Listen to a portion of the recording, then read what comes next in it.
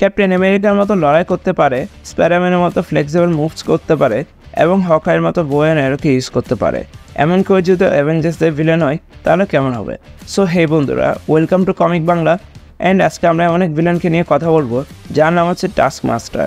Task মাস্টারকে Marvel Cinematic ইউনিভার্সের মধ্যে অলরেডি ব্ল্যাক উইডো মুভির মধ্যে দেখানো হয়েছে, কিন্তু টাস্ক মাস্টার যে মাপের ভিলেন সে পার্টটুকু ভালো মতো ওই মুভিতে দেখানো হয়নি। আর এরপর তারা টাস্ক মাস্টারকে একটা মেল ক্যারেক্টার থেকে চেঞ্জ করে ফিমেল ক্যারেক্টারে পরিণত করেছে। কিন্তু আজকে আমরা কমিক্সের মধ্য থেকে জানবো টাস্ক মাস্টারের অরিজিন সম্পর্কে। সো আর কথা না বাড়িয়ে চলুন শুরু করি আজকের ভিডিও।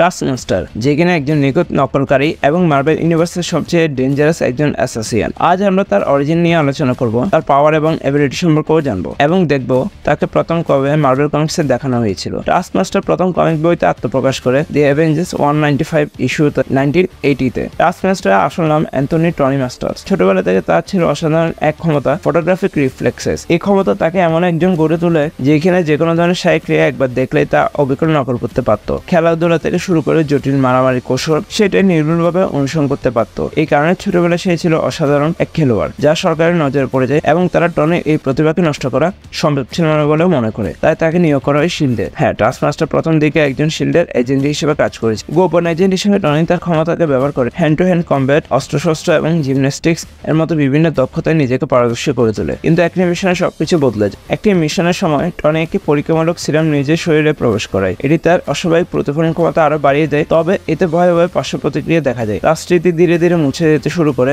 একে একে টনি তার পরিচয়, তার পরিবার, তার জীবন ভুলে যেতে থাকে। শুধু একটা জিনিস বাদে, অন্যদের নকল করার তার অদ্ভুত ক্ষমতা। অতীত ভুলে গিয়ে টনি হয়ে যায় টাস্ক মাস্টার। এরপর সে তার দক্ষতা বাড়া দিতে শুরু করে এবং বিশ্বের সবচেয়ে শক্তিশালী ভাড়াটে সৈনিকদের প্রশিক্ষণ দিতে থাকে। টাস্ক মাস্টারকে এতটা ভয়ঙ্কর করে তোলে তার ফটোগ্রাফিক রিফ্লেক্সেস। এটি তাকে যে কোনো শারীরিক চালচলন একবার দেখে সঙ্গে সঙ্গে নকল করতে সাহায্য করে। Taskmaster Captain America, Black Widow, Hawkeye এবং স্পাইডারম্যানের সাথেও লড়াই কৌশলগুলো রপ্ত করেছে। সে শুধু তাদের চালচলন নকল করে না, সেগুলো নিজের মতো করে ব্যবহার করে প্রায় যুদ্ধে একাধিক কৌশল একসঙ্গে প্রয়োগ করে। মার্শাল আর্টস থেকে শুরু করে অস্ত্রশস্ত্র, তীর ধনুক থেকে শুরু করে তলোয়ার চালানো। কিন্তু এখানে শেষ নয়। টাস্ক মাস্টার তার সর্বোচ্চ শারীরিক অবস্থায় প্রশিক্ষণ দিয়েছে, তাকে বাড়তি শক্তি, গতি এবং স্ট্যামিনা দিয়েছে। যদিও সে সুপার হিউম্যান, তবুও সুপার পাওয়ার ছাড়া যতটা সম্ভব সে সবটুকু করতে পারে। আর সম্ভবত তার সবচেয়ে বড় শক্তি তার ভবিষ্যৎ পরিকল্পনা। সে কাঁচা শক্তির উপর নির্ভর করে না, সে তার শত্রুদের শক্তি তার বিরুদ্ধে ব্যবহার করে যে কোনো পরিস্থিতিতে নিজেকে মানিয়ে নিতে যুদ্ধের মোড় ঘুরিয়ে দেয়। তাকে এমন একজন ভিলেন হিসেবে পরিচয় করানো হয় যে অ্যাভেঞ্জার্সদের বিরুদ্ধে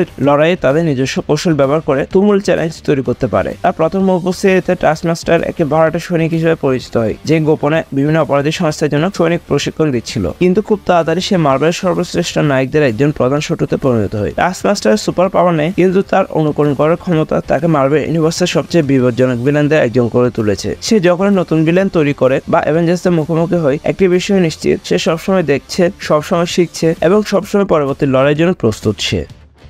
সো এটাই ছিল টাস্ক মাস্টার অরিজিন। একজন ভিলেন যে কোনো চালচলন নকল করতে পারে, যে কোনো দক্ষতা আয়ত্ত করতে পারে এবং যে কোনো সুপার হিরোসের মুখোমুখি হতে পারে। যদি কখনো তার মুখোমুখি হতে হয়, মনে রাখবেন আপনার সবচেয়ে বড় শক্তিটাই হতে পারে আপনার সবচেয়ে বড় দুর্বলতা। সো এখানে শেষ হলো task master origin story. Video কেমন লাগলো কমেন্ট করে অবশ্যই জানিয়ে দিতে পারেন। আর নেক্সট কারো অরিজিন ভিডিও সম্পর্কে জানতে চান, তাও কমেন্ট করে জানিয়ে দিতে পারেন। Thanks a lot for watching guys. দেখা হবে পরে কোনো ভিডিওতে।